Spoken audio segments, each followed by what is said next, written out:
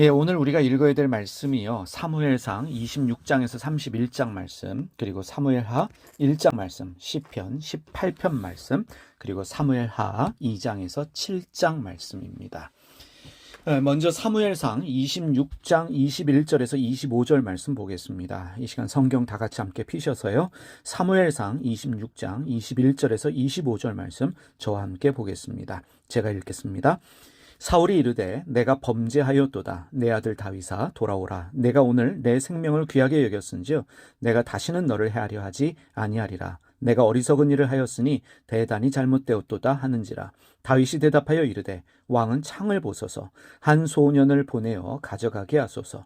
여호와께서 사람에게 그의 공의와 신실을 따라 갚으시리니 이는 여호와께서 오늘 왕을 내 손에 넘기셨으되 나는 손을 들어 여호와의 기름 부음을 받은 자 치기를 원하지 아니하였음이니이다. 오늘 왕의 생명을 내가 중히 여긴 것 같이 내 생명을 여호와께서 중히 여기셔서 모든 환난에서 나를 구하여 내리시기를 바라나이다 하니라. 사울이 다윗에게 이르되 내 아들 다윗아 내게 복이 있을지로다. 내가 큰 일을 행하겠고 반드시 승리를 얻으리라 하니라. 다윗은 자기 길로 가고 사울은 자기 곳으로 돌아가니라. 사울에게 쫓기며 목숨의 위협을 받고 있는 다윗이 사울을 죽일 기회가 여러 번 있었습니다. 하지만 사울의 목숨에 손을 대지 않았습니다. 왜냐하면 왕은 주님의 기름 부음을 받은 사람이기 때문입니다. 다윗은 하나님을 경외하는 사람이었습니다. 그러하기 때문에 하나님이 택하시고 세우신 사람이 패할 수 없다는 것을 잘 알고 있었습니다. 기름 부음 받은 자를, 하나님이 구별하신 자를, 하나님이 세우신 자를 사람이 패할 수 없다는 것을 너무나 잘 알고 있었기 때문에 사울을 죽일 수 있는 기회가 있었지만 그의 목숨에 손을 대지 않았던 것입니다. 하나님에 대한 절대적 믿음이 없이는 불가능한 일입니다. 사람은 하나님이 일하시는 방법을 알지 못합니다. 그때도 알지 못합니다. 사실은 하나님이 일하시는 것을 기다리는 것보다도 사람이 움직이는 것이 더 빠를 때가 있습니다. 하나님이 일하시는 것을 기다린다. 우리에게는 좀 답답한 일이지요. 우리가 움직이는 것이 더 빠르고 정확하다라고 느낄 때가 종종 있습니다. 그럼에도 불구하고 인내함으로 하나님이 일하실 때까지 기다린다는 것은 웬만한 믿음의 수준이 아니고는 불가능합니다. 우리가 외웠던 말씀이지요. 출애굽기 14장 14절 말씀에 보면 하나님이 너희를 위해 싸우시리니 너희는 가만히 있을지어다 라는 말씀이 사실은 쉬운 말씀이 아닙니다. 하나님이 싸우신다. 그 믿음 가지고 가만히 있는 것은 상당한 수준의 믿음입니다. 우리는 하나님을 불신하기 때문에 우리가 움직이고 우리가 일하려고 합니다. 우리가 일할 수 있을 때 무슨 기회가 찾아오면 하나님이 주신 기회다라고 하면서 하나님보다 앞서갑니다. 불신하기 때문입니다. 누구를요? 하나님을 불신하기 때문에 우리가 움직이려고 하고 하나님보다 앞서가려고 합니다. 오늘 우리가 읽었던 사무엘상 26장 말씀에 보면 사울은 자기의 행동에 대해서 후회하며 말합니다. 근데 사울을 보면 항상 자기의 행동을 후회하며 말합니다. 그런데 문제는 여기에 있습니다. 변화는 없습니다. 회개가 무엇입니까? 생각과 말, 그리고 행동의 변화가 수반되어집니다. 그런데 사울은 후회하지만 회개하지 못합니다. 이것이 사울의 문제입니다. 사실 회개라고 하는 것은 아무나 할 수 있는 것이 아닙니다. 마음 먹었기 때문에 어떤 감동을 받았기 때문에 회개할 수 있는 것이 아닙니다. 하나님이 은혜를 주실 때 가능한 것이 회개라는 것을 우리가 기억해야 합니다. 그래서 우리가 기도할 때 하나님 회개할 수 있는 은혜를 늘 우리에게 허락하여 주시옵소서. 이 기도를 우리가 꼭 주님 앞에 드리면서 그 회개의 은혜를 구해야 합니다. 28장 말씀으로 가볼까요? 사무엘상 28장 3절에서 8절까지의 말씀 함께 보겠습니다. 제가 읽겠습니다. 사무엘이 죽었으므로 온 이스라엘이 그를 두고 슬피 울며 그의 고향 라마에 장사하였고 사울은 신접한 자와 박수를 그 땅에서 쫓아내었더라. 블레셋 사람들이 모여 수넴에 이르러 진침에 사울이 온 이스라엘을 모아 길보아에 진쳤더니 사울이 블레셋 사람들의 군대를 보고 두려워서 그의 마음이 크게 떨린지라. 사울이 여호와께 묻자오되 여호와께서 꿈으로도 우림으로도 선지자로도 그에게 대답하지 아니하시므로 사울이 그의 신하들에게 이르되 나를 위하여 신접한 여인을 찾으라. 내가 그리로 가서 그에게 물으리라 하니 그의 신하들이 그에게 이르되 보소서 엔돌에 신접한 여인이 있나이다. 사울이 다른 옷을 입어 변장하고 두 사람과 함께 갈새 그들이 밤에 그 여인에게 이르러서는 사울이 이르되 청하노니 나를 위하여 신접한 술법으로 내가 내게 말하는 사람을 불러 올리라 하니. 이 블레셋 군대의 공격을 받은 사울이요 두려움에 사로잡혔습니다. 근데 이런 상황에서 사울이 주님께 묻지만 어떠한 응답도 받을 수가 없었습니다. 사울은 무당을 없앤 지 오래였습니다. 그런데 이 상황이 다급해졌어요. 두려움에 사로잡힌 사울은 엔돌에 있는 무당을 찾아갑니다. 이 사울이라는 사람을 보면요, 하나님에 대한 믿음이 전혀 없었던 것은 아니었습니다. 무당도 없애고 하나님의 뜻을 물으면서 나름대로 하나님의 뜻을 행하려고 애를 쓰던 사람이 사울입니다. 근데 여기서 이런 질문이 가능하겠지요. 그런데 왜 사울은 무당을 찾아간 것일까? 나름대로 믿음이 있었는데 하나님의 뜻을 찾는 사람이었는데 이 상황에서 무당을 찾아간 이유가 무엇일까? 이 다윗과 사울은 같은 하나님을 믿고 있습니다. 다윗이 믿는 하나님, 사울이 믿는 하나님, 같은 하나님입니다. 그런데 다윗이 신앙의 사람이었다면 사울은 종교적인 사람이었습니다. 이 구분을 잘 헤아려 보시길 바랍니다. 신앙의 사람은요, 어떤 환경에서도 하나님의 뜻대로 사는 것이 목적이라면 종교의 사람은 신을 이용해서 복을 받는 것이 목적입니다. 그래서 신앙과 종교는 위기의 상황에서 그 정체를 드러냅니다. 이 다윗을 보면 위기의 상황에서 하나님의 뜻을 찾습니다. 근데 사울은 위기의 상황에서 무당을 찾아갑니다. 신앙이란 무엇입니까? 날마다 자기를 부인하고 자기를 죽이는 십자가를 지고 주님을 따라갈 때 가능한 것이 바로 신앙입니다. 이 복을 받기 위한 종교의 삶은 쉬워도 자기를 부인하고 죽이는 신앙의 삶은 쉽지 않습니다. 이 종교적인 사람의 특징이요, 두려움이 많습니다. 하나님으로도 두려움이 해결되지 않는 사람, 그래서 이 신도 찾고 저 신도 찾는 사람, 종교적인 사람입니다. 우리가 오늘 교회에 와서 하나님 믿어요, 예배도 하고 헌금도 하고 기도하지만 그 하나님을 믿는 이유가 하나님 뜻대로 사는 것이 아니라 하나님을 이용해서 복을 받으려고 하는 사람도 있다는 것을 우리가 알아야 합니다. 그 종교성은 위기 상황이 닥치면 하나님이 아니면 다른 신도 찾을 수 있는 사람입니다. 믿음은 우리 안의 두려움을 이기게 합니다. 믿음은 절대적으로 하나님을 추구하게 만듭니다. 그래서 우리는 신앙생활 하면서 우리 안에 있는 이 종교성들을 버리는 삶을 살아야 합니다. 이것이 자기 비움이고 이것이 자기를 비워내는 일입니다.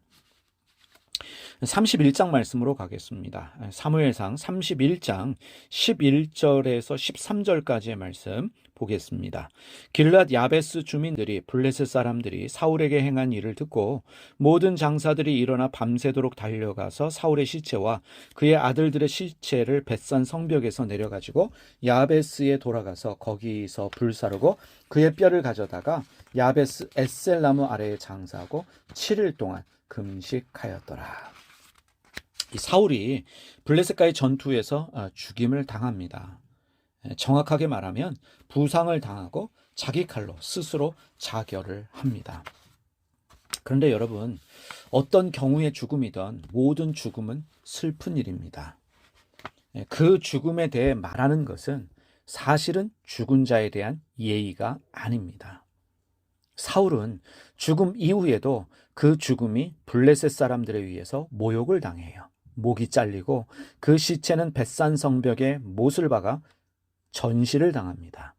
그런데 이 상황에서 이 소식을 들은 길르앗 야베스 사람들이 달려와서 사울과 그의 아들들의 죽음을 수습했습니다. 그리고 장사를 지내줘요. 이 길르앗 야베스 사람들은 은혜를 아는 사람들입니다. 40년 전에 암몬 족속에게 침략당하여 위기를 당했을 때 사울이 군대를 소집해서 도움을 주었습니다.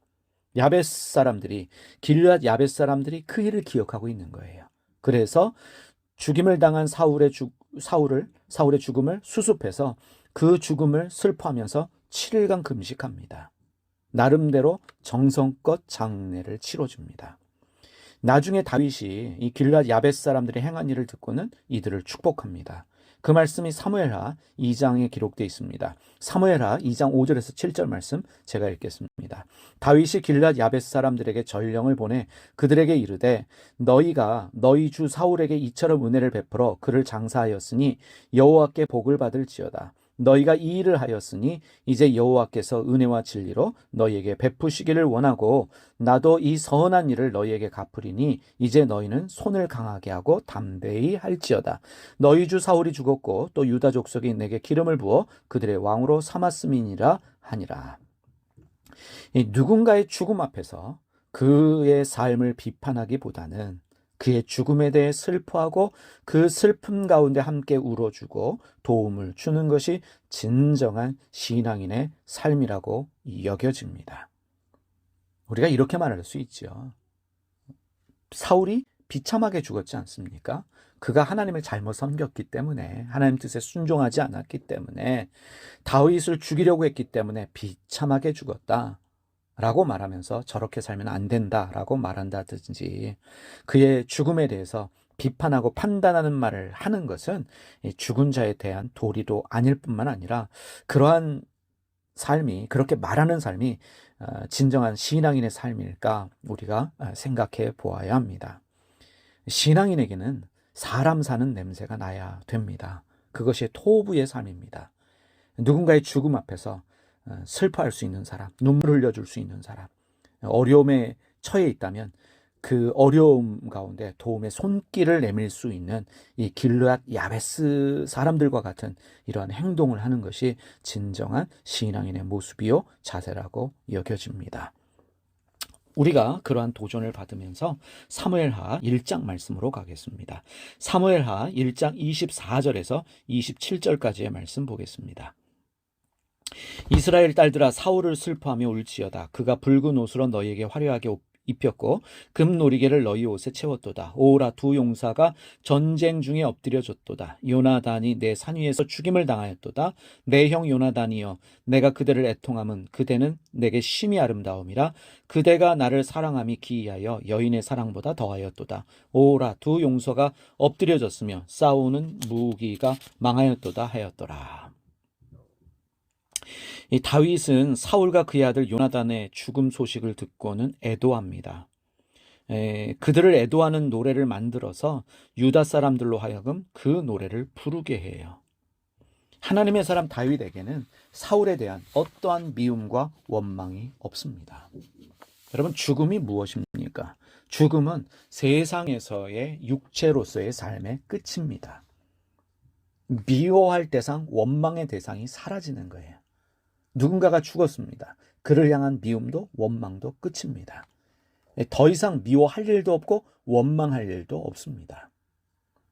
이런 거지요. 죽은 사람 미워하고 원망해도 아무 소용이 없습니다. 죽은 자 앞에서 해야 될 일은 애도하는 일뿐입니다. 사울이 죽었습니다. 요나단이 죽었습니다. 사울은 다윗을 죽이려고 했던 원수라고 말할 수 있습니다. 그런데 다윗은 그의 죽음에 대하여 애도합니다. 함께 슬퍼합니다. 이것이 믿음의 사람의 태도입니다. 누군가에 대한 원망도 미움도 없이 죽은 자를 애도할 수 있는 이 마음, 바로 그리스도인의 마음이라는 것을 우리가 기억하면서 특별히 사무엘 상에 31장에 기록된 이 길르앗 야베스 사람들의 행위, 그리고 사무엘하 1장에 기록되어진 이 다윗의 행위를 우리가 기억하면서 아무리 싫어하고 미워하는 사람이라고 할지라도 그가 죽었으면 애도를 표할 수 있는 그러한 마음 우리에게 있어야 된다라는 것을 우리가 기억했으면 좋겠습니다.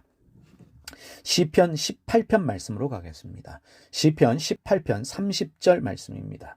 하나님의 도는 완전하고 여호와의 말씀은 순수하니 그는 자기에게 피하는 모든 자의 방패시로다. 이 시편 18편에 보면 다음과 같은 부제가 달려져 있습니다. 여호와의 종 다윗의 시, 인도자를 따라 부르는 노래. 여호와께서 다윗을 그 모든 원수들의 손에서와 사울의 손에서 건져 주신 날에 다윗이 이 노래의 말로 여호와께 아뢰어 이르되 라고 부제가 달려져 있습니다. 다윗은 자기를 죽이려고 했던 사울을 피해서 하나님께 도망했습니다. 하나님께 피했습니다. 살기 위해 미친 척도 했습니다. 다윗 주변에 몰려든 사람은 400여 명인데 소수지요. 빚지고 마음이 상한 자들이었어요. 사울을 죽일 수 있는 기회가 있었지만 하나님을 경외하는 다윗이었기 때문에 기름 부음 받은 왕을 죽이지 않았습니다. 하나님이 자기에게 피한 다윗의 방패가 되어주셨고 다윗의 보호자가 되셔서 모든 원수를 진멸하셨습니다. 하나님께 피하여 자신을 맡기는 것이 최선이지만 하나님이 어떻게 우리를 보호하시며 우리를 위해 일하실지는 우리가 알 수 없습니다. 그리고 이미 언급했지만 하나님의 일하심은 우리가 생각하는 것만큼 속도가 빠르지 않습니다. 하나님께 피한다, 하나님께 나를 맡긴다라는 일은 생각만큼 쉽지 않습니다. 그럼에도 불구하고 전적으로 하나님께 모든 것을 맡기는 것이 믿음입니다. 하나님의 때를 믿으면서 하나님이 일하실 방법을 믿으면서 하나님께 나를 맡기는 일, 믿음입니다. 이러한 믿음이 쉽지는 않습니다. 그래서 우리는 믿음이라는 것이 결코 쉽지 않구나라는 것을 깨닫습니다. 믿음은 하나님이 주시는 은혜의 선물입니다. 하나님이 우리에게 믿음을 주실 때 전적으로 하나님을 신뢰하고 또 하나님께 맡겨드릴 수 있는 그 믿음이 생겨납니다. 믿음이라고 하는 것은 내가 의지적으로 결정해서 가지게 되는 것이 아니라 하나님이 주시는 선물이라는 것입니다. 그래서 우리가 기도할 때 그런 기도 드릴 필요가 있습니다. 하나님, 어떠한 상황에서도 하나님보다 앞서가지 않는 하나님께 온전히 맡겨드릴 수 있는 그 믿음을 주시옵소서. 천천히 간다라고 할지라도 답답하고 두려울지라도 하나님께 맡겨드리는 그 믿음 가지고 살게 하여 주시옵소서. 이 기도가 저와 여러분의 기도가 되어야 될 줄 믿습니다. 자, 사무엘하 2장 말씀으로 가겠습니다. 2장 1절에서 3절 말씀입니다. 사무엘하 2장 1절에서 3절 말씀 제가 읽습니다. 그 후에 다윗이 여호와께 여쭈아뢰되 내가 유다 한 성읍으로 올라가리이까? 여호와께서 이르시되 올라가라. 다윗이 아뢰되 어디로 가리이까? 이르시되 헤브론으로 갈지니라. 다윗이 그의 두 아내 이스라엘 여인 아히노암과 갈멜 사람 나발의 아내였던 아비가일을 데리고 그리로 올라갈 때 또 자기와 함께한 추종자들과 그들의 가족들을 다윗이 다 데리고 올라가서 헤브론 각 성읍에 살게 하니라. 사울이 죽었습니다. 다윗은 어디로 가야 할지를 하나님께 묻습니다. 다윗은 하나님께 묻고 또 묻습니다. 무슨 일이든지 하나님께 기도하고 결정했다는 말입니다.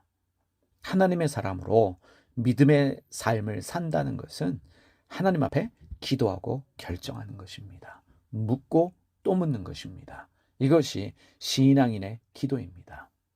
우리가 마음대로 결정하고 문제가 생길 때 도와달라고 기도하는 것은 종교인의 기도예요. 매 순간 묻고 또 묻습니다.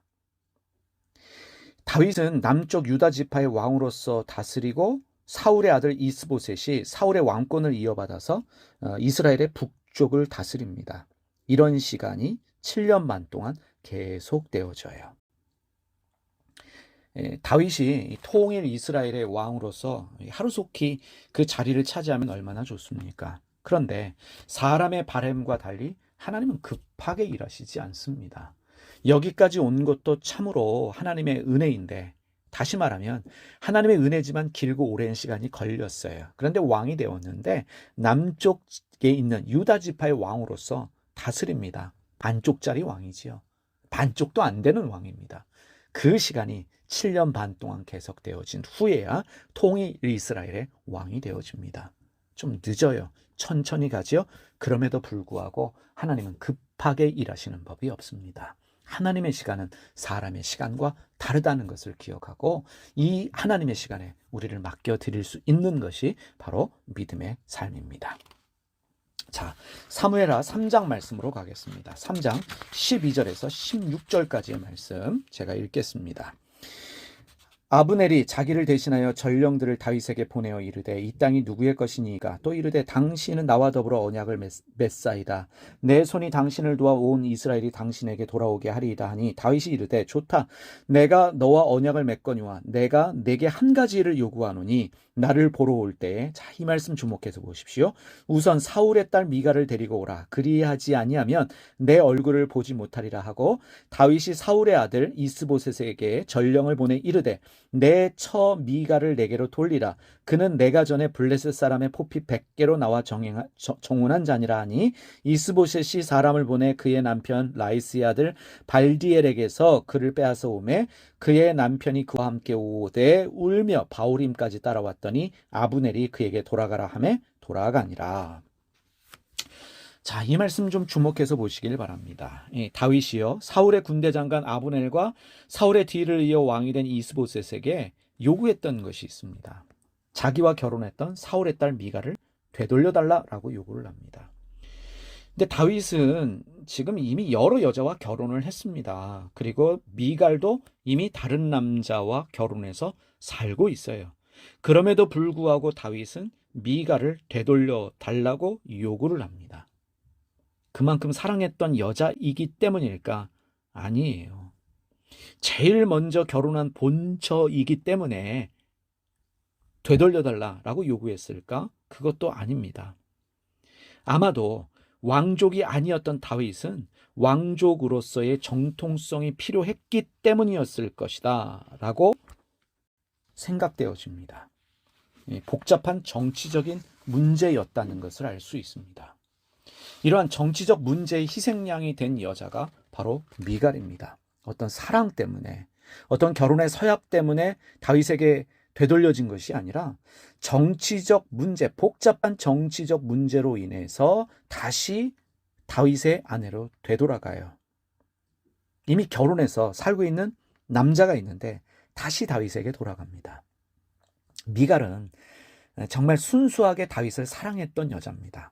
사무엘상 18장 20절에 보면 사울의 딸 미갈이 다윗을 사랑하매 어떤 사람이 사울에게 알린지라 사울이 그 일을 좋게 여겨라고 말하고 있거든요. 사울의 딸 미갈은 다윗을 사랑했습니다. 순수하게 사랑했어요. 아버지 사울은 이런 딸의 마음을 이용해서 정치적 정적으로 등장한 다윗을 죽이려고 합니다. 딸의 사랑의 감정을 이용해서 자기의 정치적 대적자로 이제 소위 말하는 정적으로 등장한 다윗을 죽이려고 합니다. 근데 다윗도요, 미갈을 사랑하는 마음으로 결혼했을까? 그 사랑의 마음이 아니라 왕의 사위가 되는 것을 좋게 여겼을 뿐입니다. 사무엘상 18장 26절에 이렇게 기록하고 있습니다. 사울의 신하들이 이 말을 다윗에게 아뢰매 다윗이 왕의 사위가 되는 것을 좋게 여김으로 결혼할 날이 차기 전에 왕의 사위가 되는 것을 좋게 여겼을 뿐입니다. 정치적 이유로 인해서 다윗과 이룬 가정이 깨어진 이후에 다른 남자와 결혼해서 가정을 이루었지만 이번에도 자의가 아닌 타의에 의해서 정치적인 이유로 인해 가정이 깨어졌습니다. 아버지와 남편의 갈등 때문에 가정이 깨어졌지요. 그래서 다른 남자와 결혼해서 가정을 이루었는데 이번에도 정치적 이유 때문에 본인의 의사와 상관없이 타의에 의해서 또 가정이 깨어집니다. 미갈의 남편 발디엘이요 정치 권력에 의해서 아내를 빼앗기자 울면서 따라왔습니다. 여러분 이 장면을 한번 상상해 보시길 바랍니다. 이 장면을 상상해 보면 눈물 없이는 보지 못할 드라마의 한 장면이 연상되어집니다. 네, 미갈의 이름을 살펴보면 이 미갈의 이름이 우리에게 던지는 질문이 있습니다. 미갈의 이름은 이런 뜻이거든요. 누가 하나님 같으랴. 누가 하나님 같으랴. 이게 미갈의 이름의 뜻입니다. 미갈은 자기의 아버지 사울을 통해서도 하나님의 모습을 보지 못했습니다. 남편 다윗을 통해서도 하나님의 모습을 보지 못했어요. 사울도 다윗도 자기를 정치적인 도구로 이용했을 뿐입니다. 아마도 이 미갈을 위해 울어주었던 발디엘이 그나마 하나님 같은 모습으로 미갈에게 보여지지 않았을까요? 이 발디엘의 이름의 뜻은 하나님은 구원하셨다라는 이름의 뜻입니다. 하나님이 구원하셨다. 발디엘은 잠시나마 여자로서 사랑받고 사는 것이 무엇인지, 행복이 무엇인지를 알게 해주었던 남자였습니다. 그 살았던 시간이 얼마인지는 정확하게 알 수 없지만 아마도 미갈에게 있어서 여자로서 가장 행복했던 시간은 발디엘과 더불어 살았던 시간이지 않았을까 생각해 보게 됩니다. 자기를 위해서 유일하게 울어주었던 남자가 발디엘입니다. 누가 하나님 같으랴? 라는 질문을 던지고 있는 이 미갈의 이름. 다윗의 아내로서 왕비가 되었지만 궁궐에서도 쉽게 잊지 못할 남자가 아마도 발디엘이지 않았을까라는 것을 생각해 보게 됩니다. 우리가 특별히 이 다윗의 이 미갈과의 이야기를 읽으면서 이 미갈의 이름을 통해서 우리 자신을 좀 돌아볼 필요가 있겠습니다. 누가 하나님 같으랴? 나는 정말 내 배우자에게 아니면 자녀들에게 주변 사람들에게 하나님 같은 모습을 보이고 있는가라는 것을 우리가 생각하고 염두에 두면서 우리 자신에게 적용해 보면 좋겠습니다. 자, 사무엘하 말씀 보겠습니다. 사무엘하 5장 1절에서 5절까지의 말씀 보겠습니다. 사무엘하 5장 1절에서 5절 말씀 제가 읽겠습니다. 이스라엘 모든 지파가 헤브론에 이르러 다윗에게 나와 이르되 보소서 우리는 왕의 한 골육이니이다. 전에 곧 사울이 우리의 왕이 되었을 때에도 이스라엘을 거느려 출입하게 하신 분은 왕이셨고 여호와께서도 왕에게 말씀하시기를 내가 내 백성 이스라엘의 목자가 되며 내가 이스라엘의 주권자가 되리라 하셨나이다 하니라. 이에 이스라엘 모든 장로가 헤브론에 이르러 왕에게 나오매 다윗 왕이 헤브론에 여호와 앞에 그들과 언약을 맺음에 그들이 다윗에게 기름을 부어 이스라엘 왕으로 삼으니라. 다윗이 나이가 30세에 왕위에 올라 40년 동안 다스렸으되 헤브론에서 7년 6개월 동안 유다를 다스렸고 예루살렘에서 33년 동안 온 이스라엘과 유다를 다스렸더라. 자, 사울의 아들 이스보셋이 살해돼요. 그리고 다윗이 드디어 이스라엘의 모든 지파의 왕이 됩니다. 다윗은 쉽게 왕이 되지 못했습니다. 하나님이 사무엘을 통해서 기름 부으신 후에 다윗은 광야에서 하나님의 다루심을 받았고 이후에 어려운 시간들을 겪었습니다. 하나님이 다윗을 이스라엘의 왕으로 작정하셨어요. 그런데 그 일을 행하시되 서두르지 않으셨습니다. 조급해하지도 않으셨습니다. 다윗을 충분히 다루셨어요. 다루심을 받아도 여전히 깨져야 할 것이 많은 것이 사람이기 때문에 그렇습니다. 하나님의 관심은 무언가를 빨리 이루어내는 것보다 그 일 가운데 중심이 되는 사람을 다루시는 일에 더 관심이 있으십니다. 다윗이 여부수족이 살고 있던 예루살렘을 정복하고 수도를 이제 헤브론에서 예루살렘으로 옮깁니다. 그리고 기앗 여아림에 있었던 법궤를 예루살렘으로 모셔오지요. 하나님이 그에게 영원한 왕위를 약속하십니다. 다시 말하면 다윗 가문을 통해서 예수 그리스도가 오시는 약속을 주십니다. 이제 다윗이 왕이 되어집니다. 이제 왕으로서의 다윗의 행적을 살펴보는 것도 우리에게 큰 은혜가 될 줄 믿습니다. 오늘 특별히 말씀 통해서 두 가지 기억했으면 좋겠습니다. 하나님이 일하시는 방법, 우리와 다르다. 하나님은 기다리게 하시고 또 하나님은 일하시는 때가 우리보다 급하지 않기 때문에 우리가 느낄 때는 천천히 가는 것으로 느껴집니다. 그래서 때로는 우리가 하나님보다 앞서가는 것이 더 빠르겠다라고 느낄 때가 있는데 그럼에도 불구하고 하나님께 맡겨드리는 것이 믿음이다라는 것을 우리가 기억했으면 좋겠고요.